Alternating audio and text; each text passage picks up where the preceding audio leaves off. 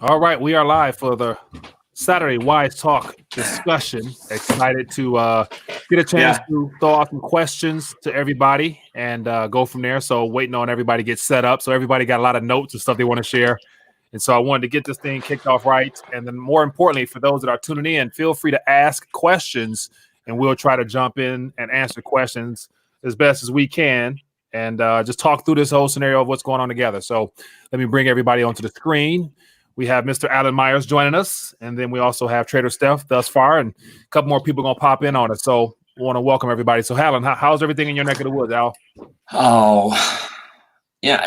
Every day is basically fine. I'm not. Oh, there he is. The silver. Silver's here. Yeah. The basically on a day-to-day, moment-to-moment, San Diego's okay. Mm-hmm. I really don't think that San Diego has much of a health issue problem, given what's going on in the rest of the country, the rest of the world.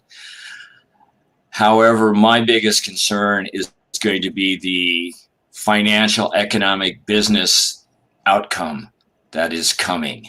And there's many sectors in San Diego that I expect to be seriously affected. Mm-hmm. And at this point, I acknowledge the disease is real. I acknowledge, God forbid, God rest their soul, people have died. But is this, this is nowhere in comparison to 1918, 1919. And I've been doing some research on that. But my biggest concern is the economic, financial outfall of this for so many people. Not only in San Diego, but all across this country, all across the world. You shut down basically the world economic engine for 6 weeks, 8 weeks, 10 weeks. It ain't going to come roaring back. Oh, yeah. I don't think it's not possible to shut everything down. And because the biggest thing is employment. Right now, there's a lot of talk about how people are getting paid more sitting at home based upon that whole, hourly wage concept. So now I got some articles where people when they're called back in, they said, no, thank you. And so to that point, there was a woman, she owns 2 spas in, I believe, Washington. Mm-hmm. She shut them down, of course, applied for the PPP loans, got them. She was so happy that she was one small business who got it. She got it. She notified her employees she was going to be able to pay them. They got pissed off. and of course, the immediate thought is, why? Well, because the unemployment benefits were greater than what they would be getting paid. So they were not happy that she was able to do this. They wanted to be able to suck up unemployment for a few more months and then expect to get paid and have a job to go back to. All right. That's one of the flaws with the PPP program is the fact that their government's supposed to be giving funds to small businesses to keep payroll at a time where people are supposed to stay home. And on top of that, they're offering a very, very accommodative unemployment packages. So it's like, even if you get paid from your check, what about the unemployment aspect? So that's not well worked out or thought out, in my opinion. But I can ramble enough. Mr. Ben, how you doing, buddy? Hey, I'm doing great. How are you guys doing? Doing excellent. Wonderful. And awesome. So, what have you been focused on this week, Mr. Ben? Well, I found out yesterday that me and my wife are actually going to qualify for this round of, I guess, handouts. and I'm sitting there looking at my wife because the last round, we actually didn't qualify for. We actually made more than like what the low level was or whatever. Yeah. And this one, I had a friend reach out and go, "Hey, I think we qualify now." And I'm like, "What?" He was like, "Yeah, look at it." And I go in there and I'm like, "Wait.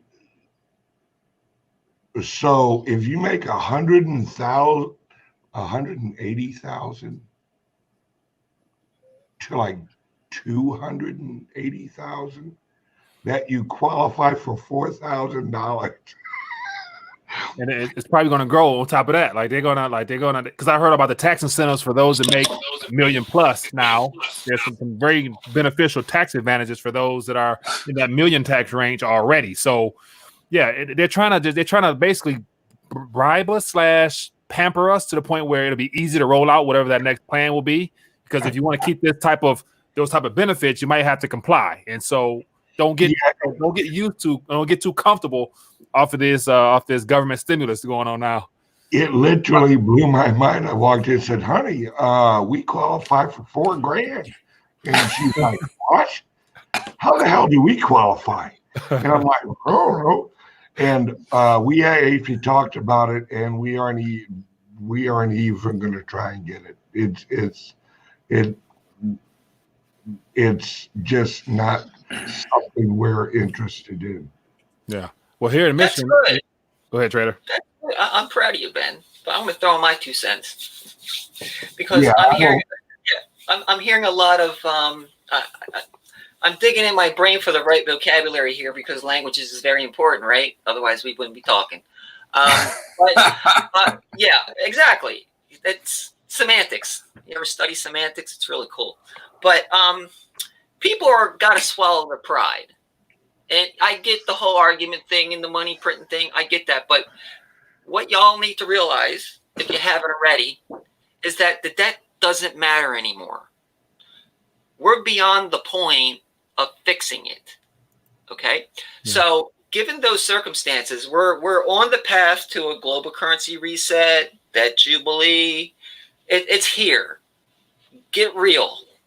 So taking money that's being created out of thin air in order to get you through this problem, if you got problems, there's nothing wrong with that. Take it, because at this point, it don't matter. Use it while you can. Mm-hmm. Feed your family, pay your bills, keep a roof over your head, and swallow your pride. That's all I'm saying, because I qualify too. Yeah, here in Michigan, I'm not going to share my personal finances, but just to let you know, in trading accounts, you can have a brokerage account that's a 401k. I trade my retirement account, so it doesn't apply to taxes. You understand the difference, right? Yep. Yeah. Right. Yeah. So, but cash flow has become a problem for most folks. It doesn't matter what your salary is or what you filed for last year. So I don't want to repeat myself. Forget the pride, swallow it, get what you can. It's not a bad thing at this point. And it is the 1918 pandemic. We're just not at those numbers yet. But it came from the same place. I got to get a glass of water. Okay. Yeah, I am anti-money you didn't earn. I've always been like that. I want to keep what I make, but I don't want to be given something that I didn't earn, because it's I don't know, maybe it's my old ways or whatever. But now, mind you, if we were hurting and now I still wouldn't take it. I'm sorry, I couldn't do it. I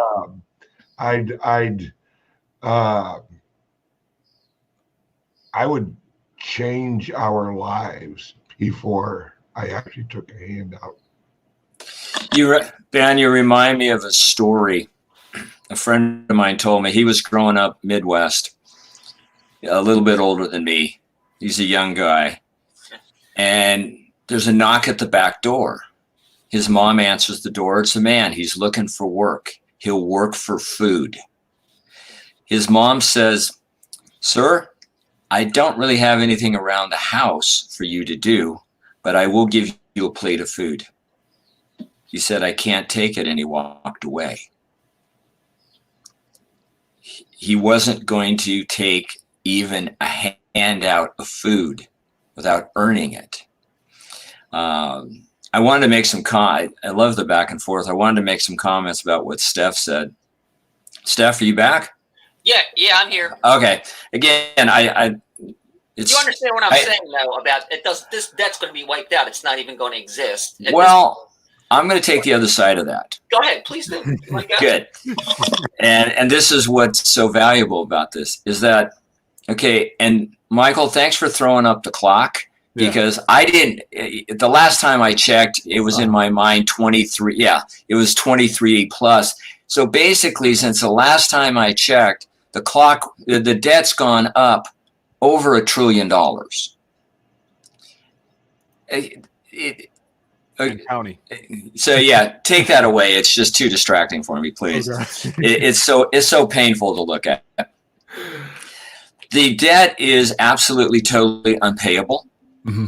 At the federal level, the states level, the county, cities, personal. We have so much more debt in the system, but I'll focus on, then we have money, but I'll focus in on the Treasury debt at 4.7 trillion and climbing. It's unpayable under the current monetary system. Who is owed that money? And I don't care in a way about the foreign countries. Let's deal with the real big players in our country. Public and private pension plans. Public and private pension plans, a lot of their funds is in these alleged AAA rated bonds, bills, bonds, and notes. They're already seriously underfunded. What happens when these underfunded pension plans have one of their biggest assets go zero? What happens to the pensioners? They're tap city. Next, who's been one of the biggest, steadiest buyers of treasuries over the last several decades? Social Security, of course. More funds would come into Social Security than had to go out. The net was used to buy treasuries because that's all the Social Security could do. So for the last umpteen decades, Social Security has been a net treasury buyer. Apparently starting this year, less is coming into the general fund for Social Security than has to go out, which means over the next 15 years, Social Security is going to be a net seller. They're not going to buy any new ones, and when the ones they have come up for redemption, they're taking it. By 2035, the trustees of the system estimate that they'll be tap city. They'll be out. And if nothing changes, you're going to have a reduction in benefits of 20%, maybe more. The point is, this is a system, or these are the results of a monetary system that we have. And this is directly tied, and Michael, you know, this is what I'd like to talk about. Mm-hmm. This is directly tied to how money is actually created and who does it, who gets the benefit. It's banks. We have to take this power to create and extinguish money away from banks, return it to the benefit of the people. If somebody says, and I've heard this, and I understand it, there's biblical connections to debt jubilees. Well, when you are the holder of the debt and you want to declare a jubilee, as in you don't have to pay me, great. When a government says there's a debt jubilee and the holder of the debt says no, okay, every one of these little pieces to me keeps taking us down the road to more and more centralized government control of our life.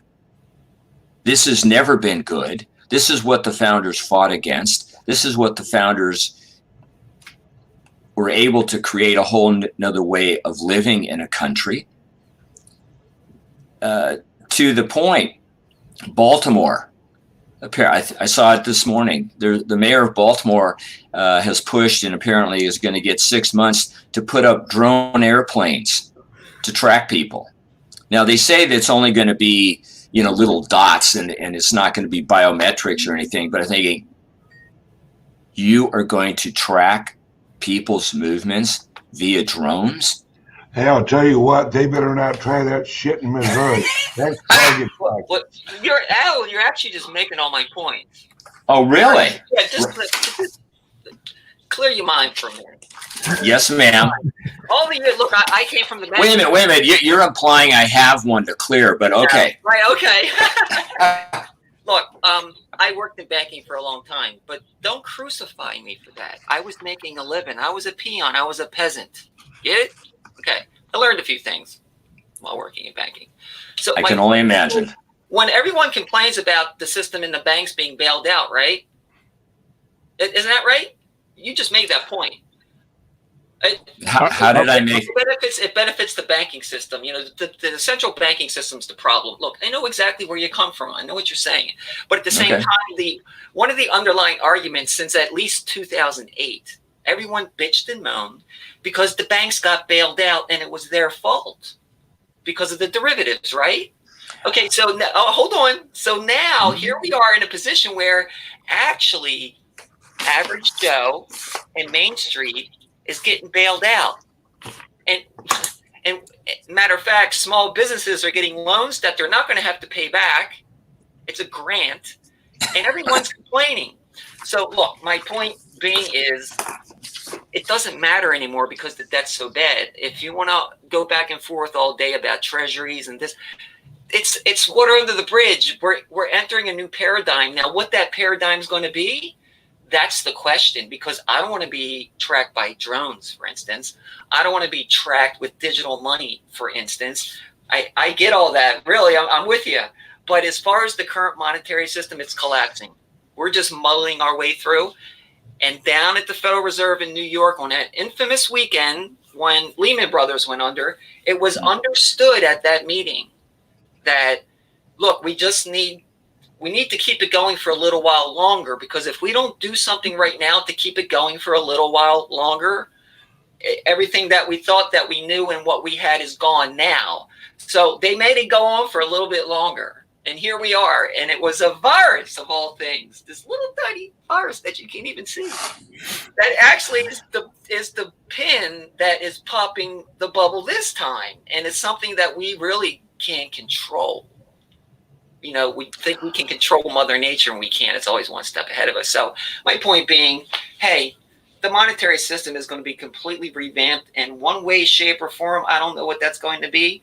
But, you know, if you're worried about taking a few $100 for unemployment because, you know, you've got morals about the banks being bailed out, you're swimming down the wrong river. I think, watch this. I think it's more so now at this point about, you know, what can you get out of the system before it actually implodes? Like, you know, that's why I mentioned about getting as much value, whatever you define value as, out of the system while you can, because it's a race to the finish. Now, if you're all getting stimulated in some capacity, how do you use that for your benefit through this transition, just in a financial sense? Because the biggest concern is our freedom. So I did a survey today that I put out there. You know, what concerns you most? Your health, your freedom, or your finances? So I'm waiting on the results. I'll probably do a show later. But out of that, so far, most people are concerned with their freedom than their finances. So I'd imagine, you know, if we could rewind the clock and do some things differently with a political realm, we would prefer to be a little bit more free than, you know, worry about being stimulated, I think. So. Yeah. Hey, Ben, you could buy more Bitcoin, by the way. I'm just saying. I'm trying to help you out. Like I said, you know, I mean, if this is a personal choice, this is not like my advice. Hey, if you got a ton of debt, take it and pay off your debt, because inflation, like right now in Venezuela, there ain't a whole lot of people got loans out. They already paid that shit off. You know, it's inflation eliminates the actual debt as long as it isn't an adjusted, you know, rate. But it's if they're going to inflate the hell out of the currency, then take all you can and just pay off your debt. And then, because I know 100% in my heart what Trump is doing, because he's doing exactly what Andrew Jackson did. Yep. He's doing exactly what Abraham Lincoln did. He's a Jacksonian. Yeah, and Yes. it's Trump is going to come out, mark my words, and I don't know if he'll use the exact same words, but damn, I'd laugh my ass off if he did. If Trump actually came out and read a speech and it was called the Emancipation Proclamation, because what that was just, okay, we're Hey, going man, to. he kind of did. Does everybody remember the inauguration speech? Because Yeah. if you didn't hear it, or it's been so long you don't remember what he said, you need to go back and listen to it. When he took the oath of office, up there and on the hill, listen to what he said. That was exactly, different words, different times, different time in history, different circumstances, but he basically gave an emancipation. And didn't he say something about giving back the government to the people? Yes, Yep. in front of all of them. Now, so it's been 4 years now. So has he been on course, or it takes 8 years to complete that? What do you think? It's not easy. Go ahead, Alan. I'm dying to hear what Alan has to say. Hang on. Okay. I see you smiling. I actually came in late. Sorry, shut up. Okay. No, you're doing good stuff. The Emancipation Proclamation wasn't because quote unquote, slavery was the actual marketing campaign for the Revolutionary War. It was indentured servitude. There were white slaves, black slaves, green slaves. Everybody was slaves with labor contracts. That's what it was. And they don't teach us real history, so they've created this history that only blacks were slaves and all that shit. It's all bullshit. And go ahead. Yeah. All right. All right. Going back a few cycles in the conversation, I was taking notes. I like the term average Joe, but we need something for Jane. So I'm going to call her Main Street Jane. So, we got the average Joe and we got the Main Street Jane. I like that. Thanks.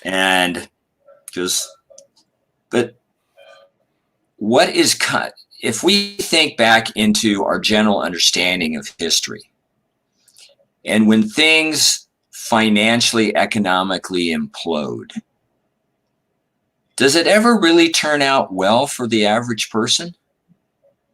No, it doesn't. Now, I don't want to survive Armageddon. I want to prevent it. And Steph, you and I off channel, I'd really love to have some conversations with you to pick your brain, so to speak. Anyway, there's a way of preventing this Armageddon. There's a way of dealing with the debt. It's foundational and it's very simple. But to the point of how bad the debt is, and that to me, this is not an accident. This is not a whoopsie. This is by design. And one of our founders, John Adams, said it as well as you can say in so few words. He's quoted as saying, there's two ways to conquer and enslave a nation. Note the words, conquer and enslave. There's two ways to conquer and enslave a nation. One is by the sword, the other by debt. We are being conquered by debt. It is the whole, and even if there is a jubilee, at the end of the day, think back to the Great Depression. Think back to what Milton Friedman and Anna Schwartz said about that. They said that the Fed, the Federal Reserve System, definitely caused the Great Depression. You know who agreed with him? Ben Bernanke in a speech in 2002 at an event commemorating the 90th birthday of Milton Friedman. The Fed caused the Great Depression. Up till now, the worst economic condition in this country's history, and it's still in business. Can you imagine being the head of a really big business and almost completely bankrupting it and still having a job the next day?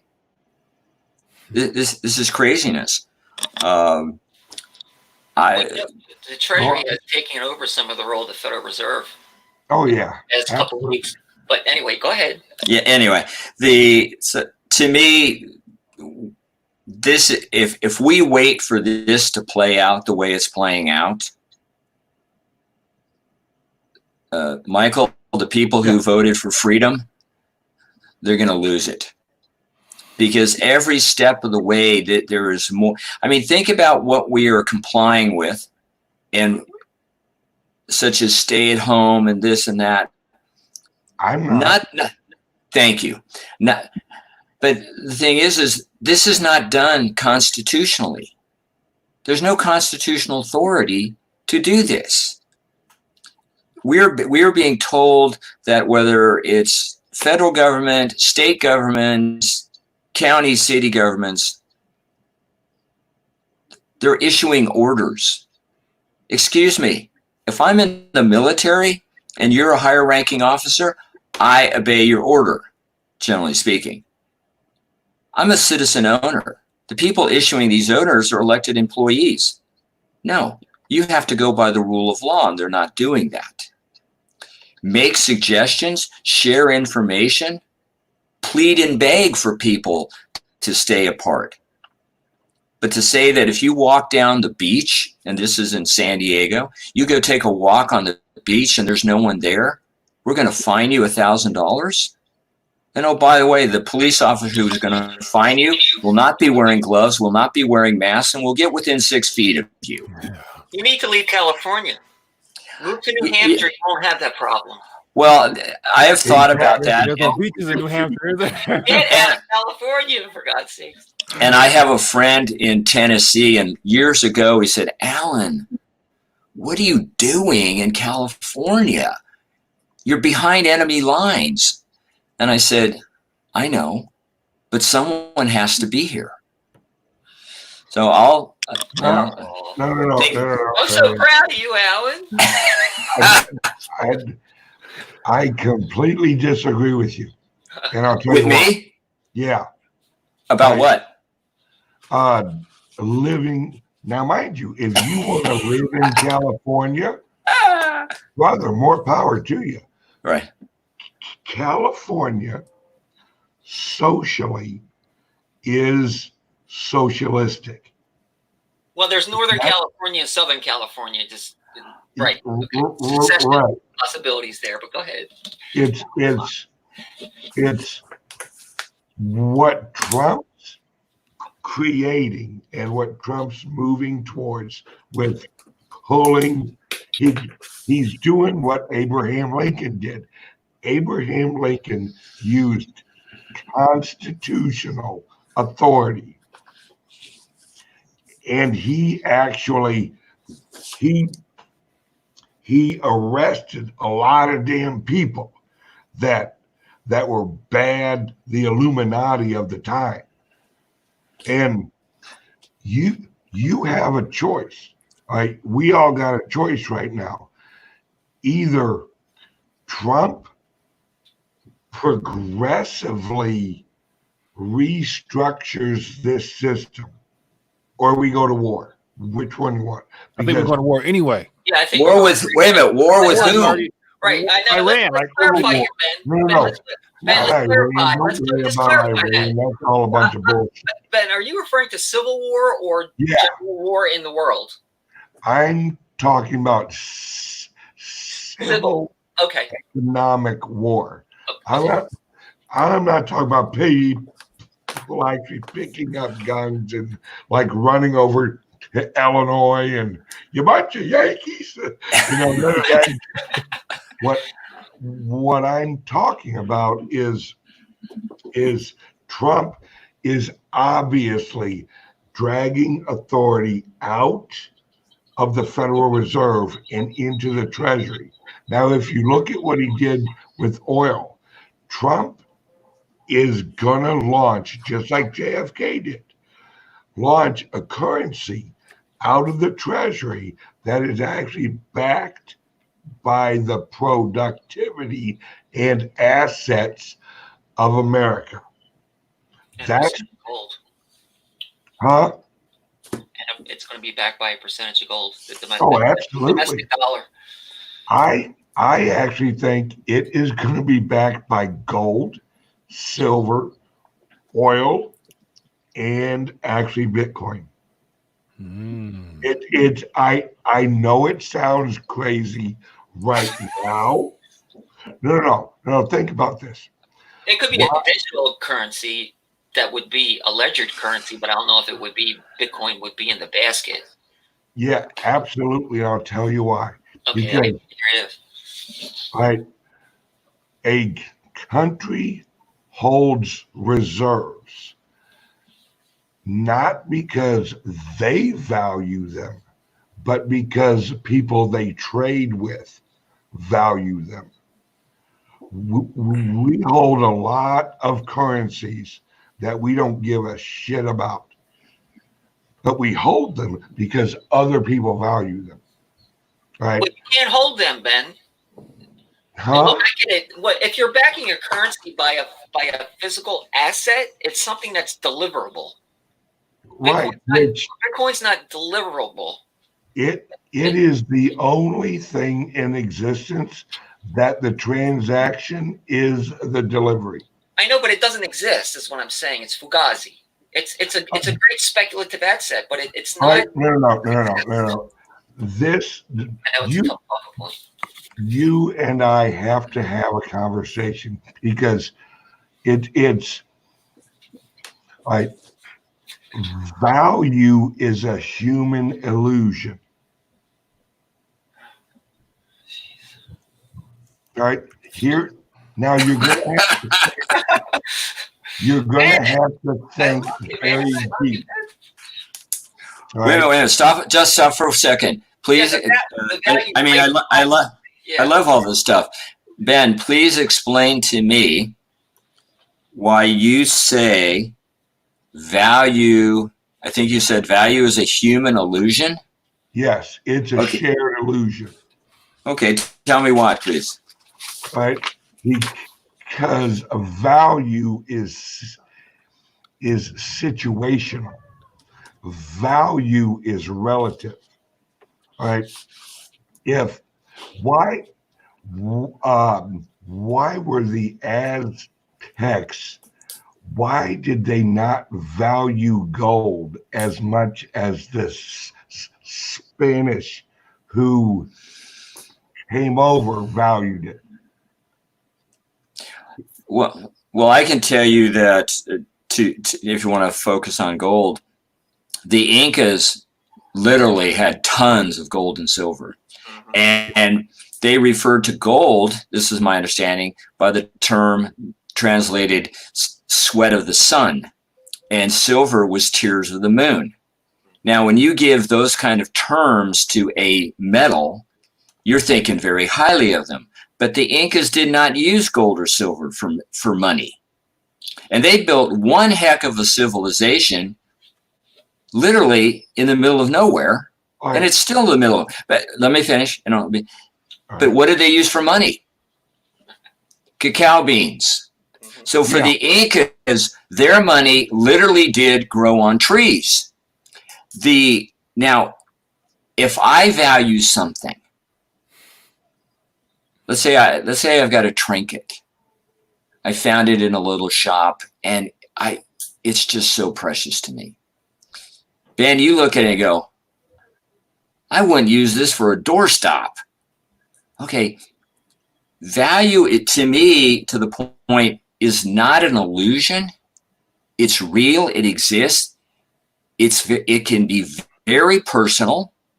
To the trinket that I have I'm never going to lose it. I don't even want you to touch it. You would use it as a doorstop. My value doesn't match your value. The value isn't an illusion. It's just personal. Then you can take it up to the family level, the national level. Right. Value exists. It's just It's personal in nature. Can I referee here just for a moment? Yes. The semantics of this. We're referring to the word value. Mhm. Okay, we're either assigning a monetary amount to value, or you can assign an emotional value to the word. An emotional value to the word value. So, look, I value the trinket because it was my grandma's. It has nothing to do with the money, and I don't care what you would offer me. I wouldn't give it to you, even if you gave me 10 ounces of gold for it. I'm not giving you my trinket. It's not about the money. So differentiate here the difference. What is the difference between a $1 bill and a $5 bill? What you can purchase with it. They both disintegrate over time. Why? One is a piece of paper and another is a piece of paper. What makes the $1 bill less valuable than the $5 bill? What you the number on it. What you can do. I mean, the number gives it a better definition. The image that we apply, the value we apply to the image. You referring to that number? That number of 1 and 5 is the image you're referring to, or what? Because really, in reality, they're both actually just pieces of paper, right? Oh, okay. All right. Look, I'm going to be a devil's advocate. Because hang on one second. Wait. We're going to go to an airport. All right. 5 snacks. This is what I did in a lecture over in the UK when I was explaining to a group of executive bankers what gave cryptocurrency value. Right? If I actually took a picture of $100 bill and I text it to you, do you now have $100? No, you got a picture of it. Exactly the same image. It's exactly the same image. But it's a little bit more than that, though. All right. You don't have it in your possession. You don't share that same level of. Well, it's worth $100 if I can text it to somebody and they'll give me something that I want. Right. Yeah, that's just the medium. It's all an illusion. It's all right. I can take one Litecoin and take it over to another person who values Litecoin, and I can buy things with it. The idea that exchange happens in free will actually makes Litecoin a currency. So it's my valuing my Litecoin and them valuing their Litecoin makes Litecoin just as real as gold and silver, because it isn't the gold or the silver that has the value. It's the humans applying the value to the gold and the silver. Okay, Ben, let's go to the airport. Okay. No, I'm serious. Let's go to the airport. I got a monster box of $1 silver coins, American Eagles. Let's be specific. Okay. What's the dollar amount stamped? What's the dollar amount stamped on an American silver eagle? $1. Was this $1? What does it say? It says $1. Yeah. Right. Mm-hmm. If I go through the airport through customs, and let's just change it up a little bit here, just to have fun with this. Let's say I'm coming in from Canada and I got a silver maple leaf. What's a silver maple leaf stamped with? A 1? Yeah. I don't know. I think it's $1 as well, right? Or 5? No, $5. No, I say their coins a little bit different. Anyway, go ahead. Get to your point, please. You're confusing us. Oh, I'm confusing you. Okay. No, you're not. You're doing great. I know we're going to get to the point. So I'm just double checking my number here. I'm pretty sure it's a 5. I mean, I got boxes of them. I shouldn't say that, but you just did.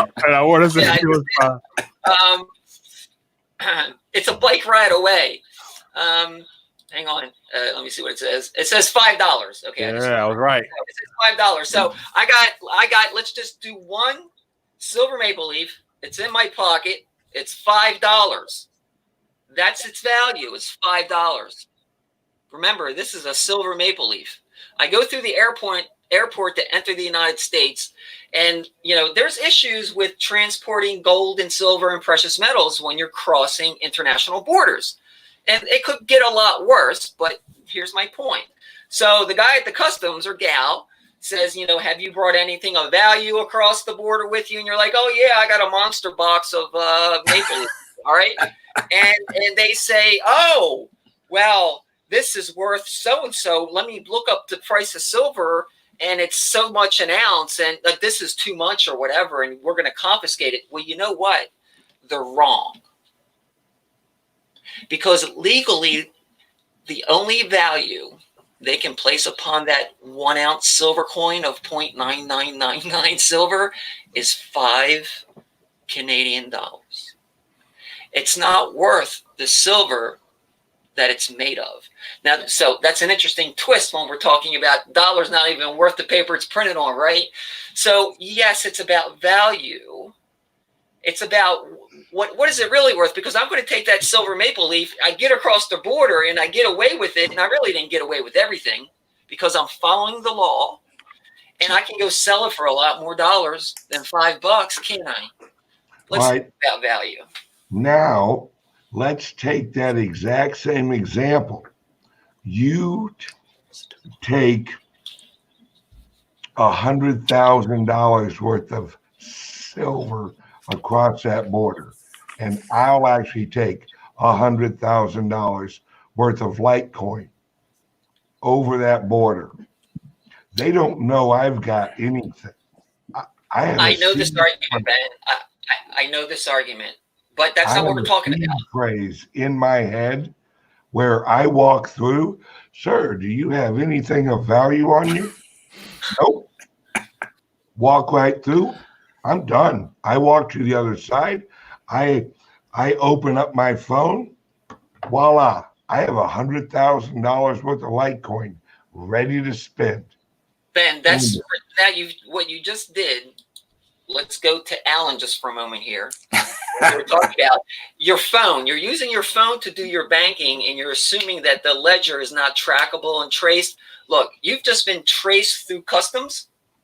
They know exactly where you are and how much coin you got in your phone or wherever it is. Look, the blockchain is not your ticket to freedom. Those are pretty. What are they? Borders, right. So let's forget the silver and let's take what's the dollar amount stamped on a gold maple leaf? Have no idea. Michael? Let me pull it up in a second. Give me 1 second. I'm on it. Or let's just take an American silver. Let's make it easy. Make it a silver, a gold silver eagle.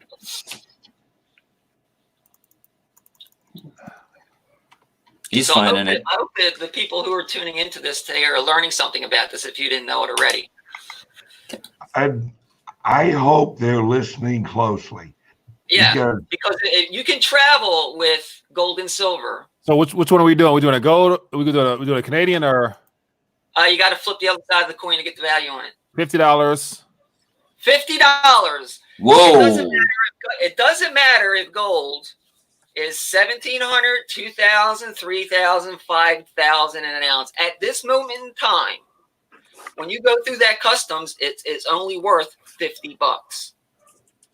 Know that. That's important. Oh, I got a thought. I mean, this is so fun. Nobody can track it because it's in my pocket. I don't even have to take it out. The potential problem I find, and I'm not disagreeing with you, Steph, that the legal value is what's stamped on the coin, whether it's 1 or 50 or 5. However, you're driving down, kind of another example, you're driving down the road. You're not bothering anybody. And for some reason, because you just came away from an event, you got $10,000 in cash in a duffel bag in your trunk. And the police stop you because you've got a light out or something. And long story short, they get into your trunk, they see the 10,000. You can't explain to their satisfaction why you have 10,000 in cash in your trunk. they're going to confiscate it. And then you can spend the next year or two trying to get it back. Asset forfeiture. So if you walk through this would be my concern. You walk through and the person checking your coins knows enough that, okay, this is an ounce coin and I know that, okay, this is way over the mark. Well, we're going to have to confiscate this for a short time and figure out what's really legal, because I don't really know what's legal. So I'm going to just stop this right now. That, I'm not saying it's going to happen. I think that's a potential problem. To your point, yes, the dollar amount, the value, the monetary value is stamped on the coin. And if you were going to trade that in business, in some kind of exchange, then that's the value it's going to be offered at. But if you go to some place like a jewelry store and you want to sell it for its silver or gold content, now we're talking about a lot more money. Right, exactly. The point being, if you're going through customs in the United States, I mean, I'm not like making this up. This has already occurred. That's the legal bounds that they're at. And if the guy or girl at the customs counter, they have to make a phone call to validate what you're telling them, and then they will be validated, and they have to let you go through, and the dollar amount will be what's stamped on the coin, not what the coin is made of. That's good to know. That's very good to know. There's a big difference between it has to be a government sanctioned minted coin. It can't be like a gold or a silver planchette or some other silver type of money that's not government sanctioned. So it needs to come from the U.S. Mint, Canadian Mint, Australian Mint, British Mint, for instance. That's what applies to this rule. So if you have a bar of gold bullion and you just stamped $5 on it, that ain't going to work. Is that it? Ain't going to work. No, that's for the gold that it is. But when you got the coin, it's no different than changing your pocket. Ben? Let me ask you guys, what happens? Uh-oh. Are you bringing out the cards again? No, I need you guys to really think deeply. All right. What happens if you got one of these? Generic round. Yeah. Yeah, right. Generic, that's the word I was looking for. Generic round. I couldn't think of it. And you don't have anybody that values these like you do. Right? Yeah. You take this to any college campus and you walk up to one of these stupid kids. Mark Dice does that all the time. He's great with that. Right. It shows you that currency is a shared agreement of an illusion. Right? If you don't value silver, then silver has no value to you. All right. Yeah, but that's because they're uneducated. They don't realize that the smartphone they're playing with. Bingo. You're uneducated about cryptocurrency. Yeah, well, they're uneducated about crypto too. Don't value it. Because a lot of people don't know crypto. They don't know. They have no clue. So the same rule applies. It's really exactly. Yeah.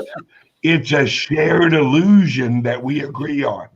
You value silver. He values silver. He values silver. I value silver because you guys value silver. I value Bitcoin because a lot of my community values Bitcoin. If my community valued eggs, I would shop with eggs. Good luck with all right. That. It's all communal.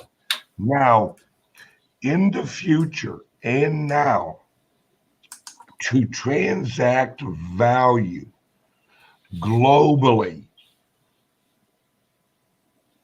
silver's not going to work without a third-party liability. I cannot electronic electronically send you this silver and you receive the silver in the transaction. So, who cares?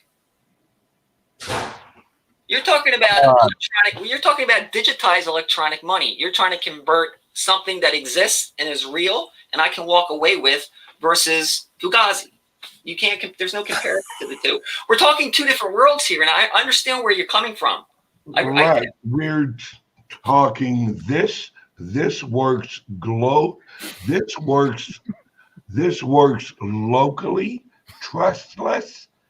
My cryptocurrencies work globally. Well, gold and silver is actually known by more people across the world because it's been around for thousands of years than people that really understand or even know what a Bitcoin is. I would wager. Yeah, it's kind of like the internet. It's the future of money, and the people that get on board early are the people that actually make more money the earlier you get on board. Right. But if you're going to limit its quantity, that's where you have your problem, because it's not scalable. Of course it's scalable. Well, then you got the multiple coins, then you got multiple currencies. I mean, no matter what path You've got the same thing here. You have an ounce. But it's all silver. Silver is silver is silver is silver. It doesn't matter which country it came from. They just stamped it. Bitcoin is Bitcoin is Bitcoin is Bitcoin. Yeah, it's Fugazi. No, watch this. I think, Ben, watch this. I think one of the things is, when it comes to the cryptocurrency and the blockchain and just using the word Bitcoin, there's a Bitcoin core, which you're referring to, but then a lot of people got the Bitcoin Plus, Bitcoin Rhodium, Bitcoin Cash, Bitcoin. There's so many Bitcoin. Right. Those are completely different codes. It multiplies. Right, they're a multiple different code, but a lot of people they use the idea of counterfeiting with the fact that you can fork the Bitcoin core code and then create your own version of it, and that's why a lot of people are deluded with the fact that there's multiple things named Bitcoin out here. There's more cryptos out there than currencies, by the way, by a long shot. But go ahead. Right. Enlighten me. Because you have cryptocurrencies and you have utility tokens. It's the future is going to be, and if you want to, all right, this is 1 ounce. Just like with Bitcoin, this can be broke up into smaller weights. I know, Ben, but show me a Bitcoin. Please, show me a Bitcoin. Okay. Show me a Bitcoin. You're showing me a silver. I get it. Show me a Bitcoin. All right. Hang on 1 second. No, not on a screen, because that screen is like you were saying about money. That what were you calling it? You know, when it comes to value, it's a what? It's an illusion. Yeah, come on. So show me the screen. There, it's an illusion. That doesn't really exist. I mean, the screen does. Wait. If it doesn't exist, then how can I shop with it? Because you decided that it exists, but it actually doesn't. But you believe in it. It's about what you believe in. That's okay. This is just as real as currency as this. This is just as real as currency as this. No, not yet.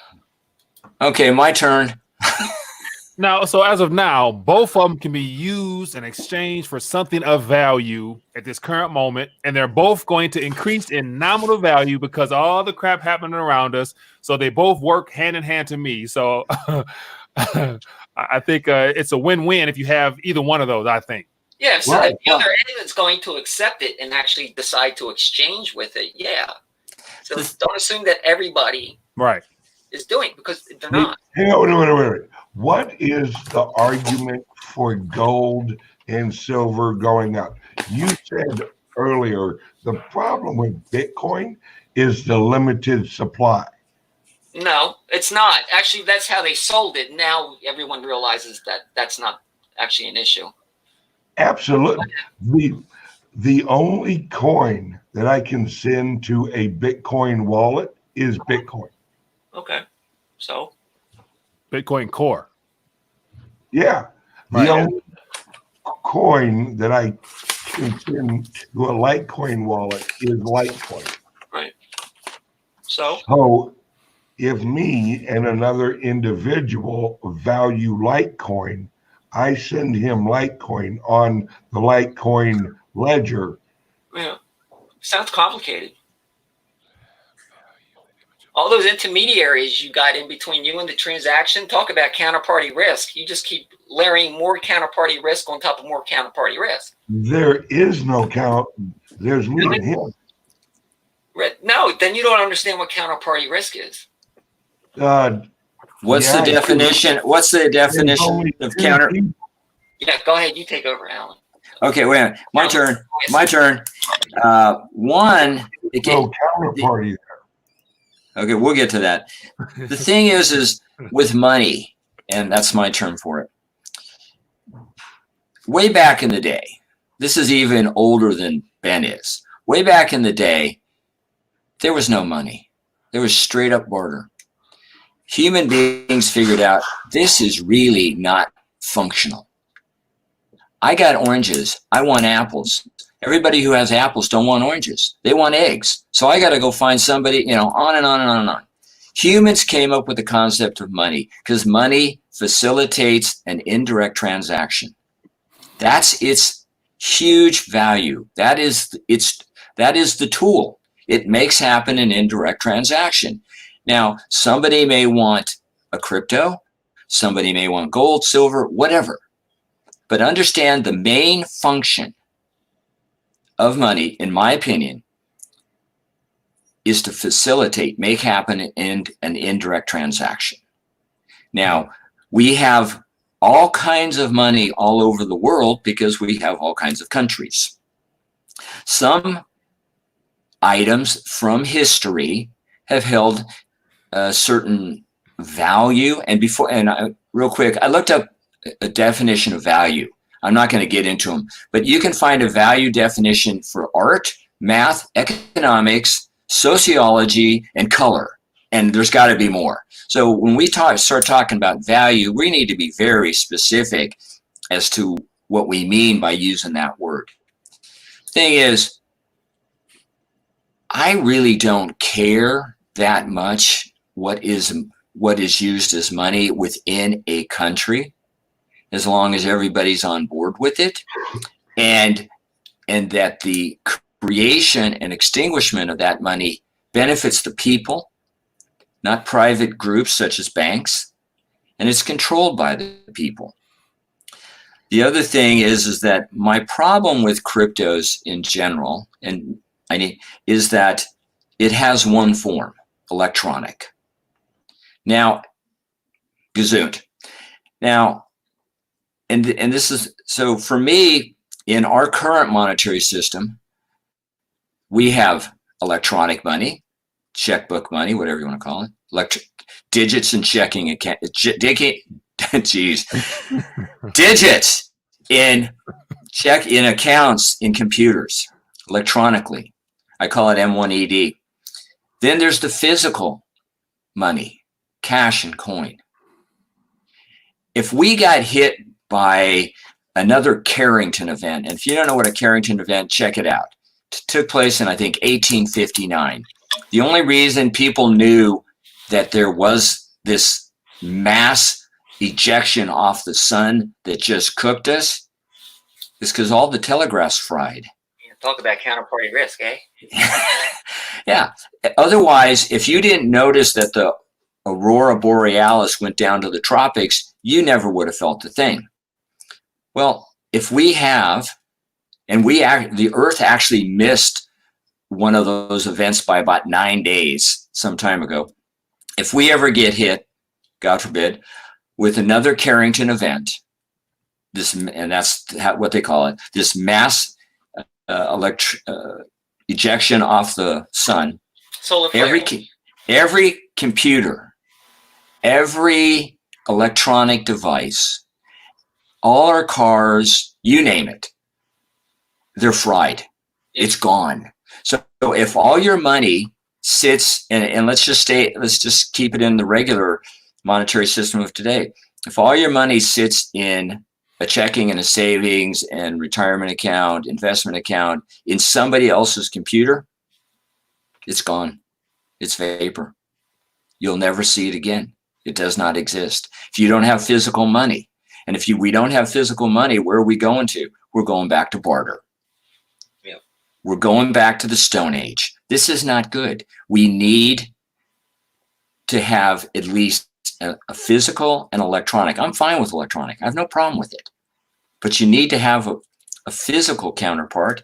The other thing is, if all your money sits in a computer somewhere, somehow, whether you own it, someone else owns it,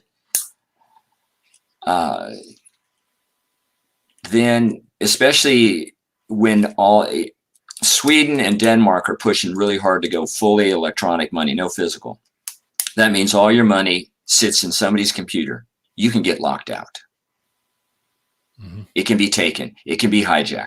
That's my functional concern with not having physical money. The other thing is, let's say you're kind of a rainy day specialist and you want to be able to have something somewhere, mattress, sock drawer. You want to have something just in case.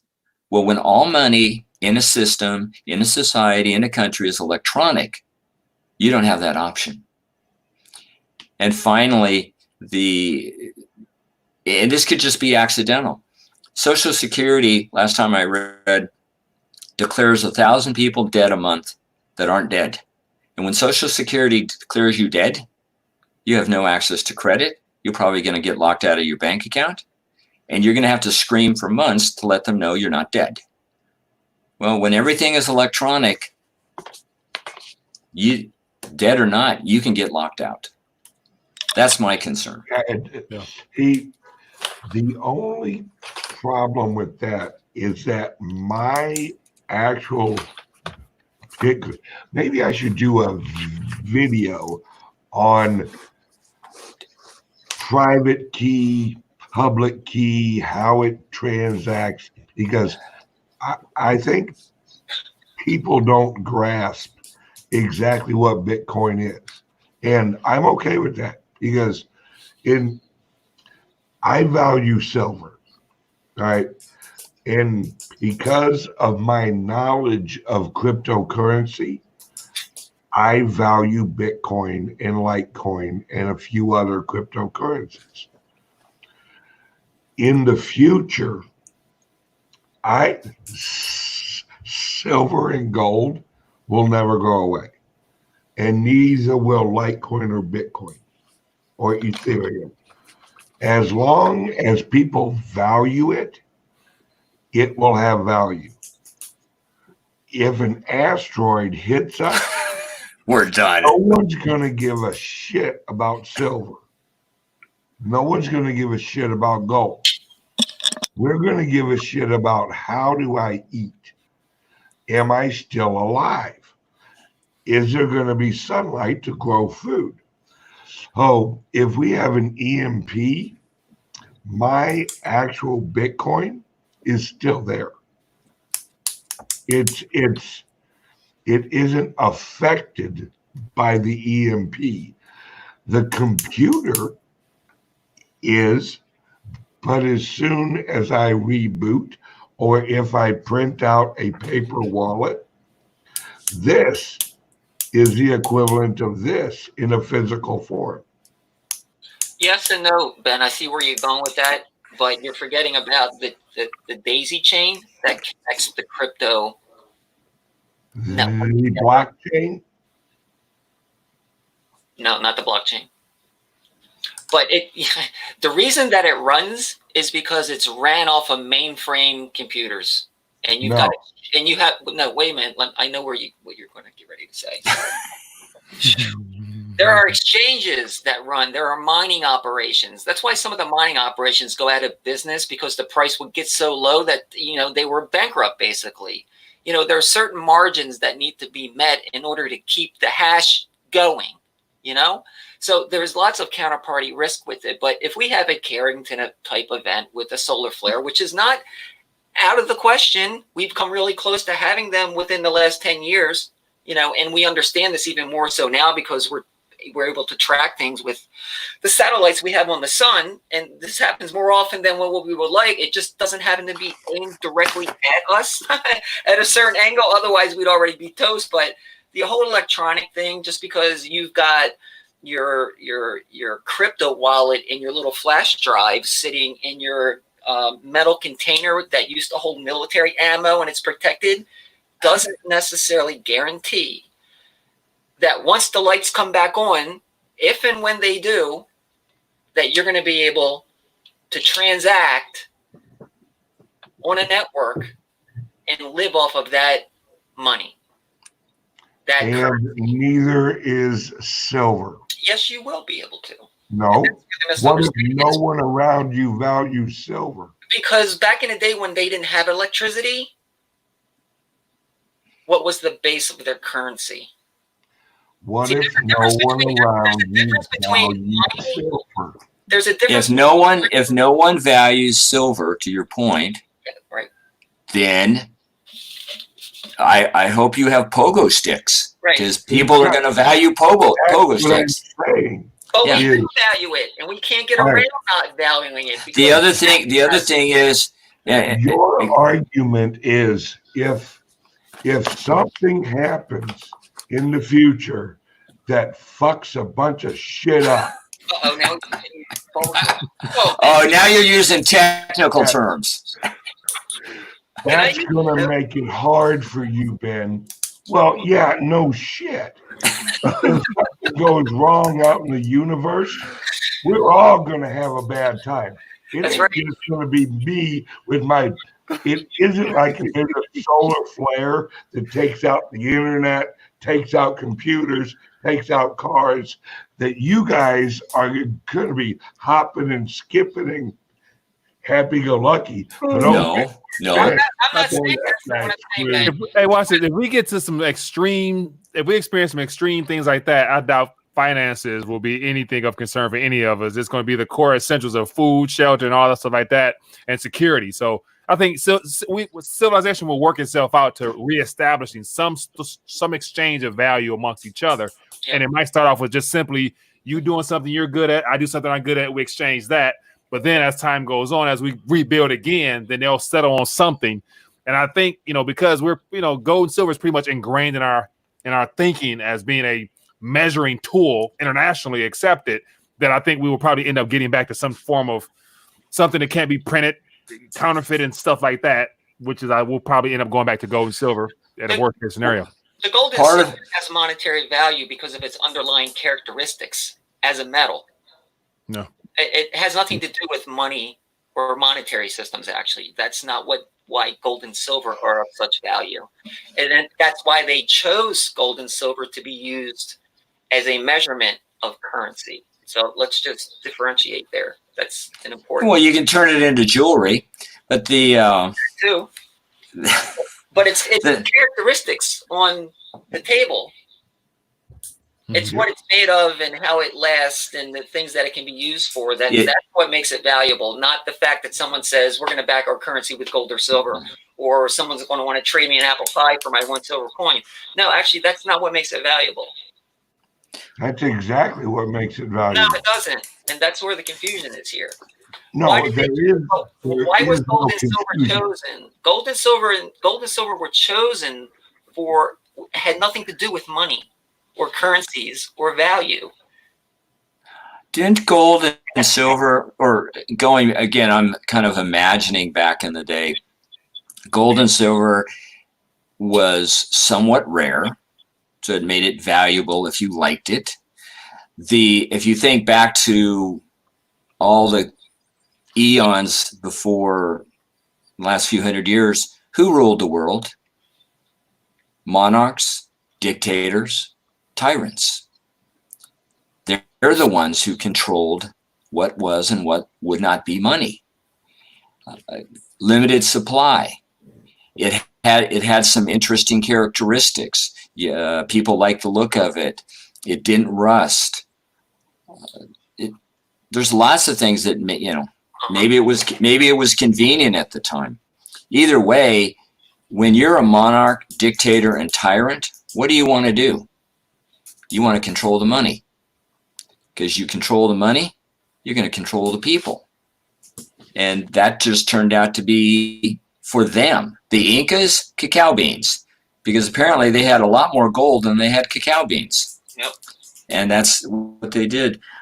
I hate to have to leave again, but I got to show. I got to show at one. Ben, please do the video. I will watch it. Okay, I will. I'm serious. I'm serious. Do one, do two. The value. I like to just put this in. The value of our conversations is there's things that we agree about, which gives us common ground. There's things that we do not agree about, which makes interesting conversations. And finally, we're all capable, and we set the standard for, I'm going to disagree with you, Ben. You're going to disagree with me. But we can show people, now I'm not going to disagree with Steph, that'd be crazy, is how to have a reasonable, honest, caring conversation. Ouch. Without name calling. No, you can use Fugazi. That's okay. Without name calling, finger pointing, yelling, screaming. Back to civil discussions and sharing information. This is fabulous. And so, Michael, thank you so much for putting this together. Thank you for including me. Steph and Ben, I so enjoy listening to you. I learned so much, and I'm honored to be part of this group. Oh yeah. Well, everybody, I appreciate you joining us because I just enjoy listening from so many different perspectives because it gives me different angles to approach on my own little rants that I go down. So I like to hear other people rant as well. So I appreciate all you guys joining us, and definitely we didn't get as many questions from the audience as I would have liked, but I think we covered a lot of things to get people, thinking about, all types of stuff. So everybody, be blessed, be safe, have a great week, and of course, there's going to be more stuff to talk about this upcoming week and the weeks following that. So we're going to always have stuff to just talk about. So hopefully we're providing value to those that are listening. So other than that, enjoy your weekend, everybody. See you guys later. Be safe and well. All right, guys. Thanks. Have a safe Are we off recording? We are in about 3,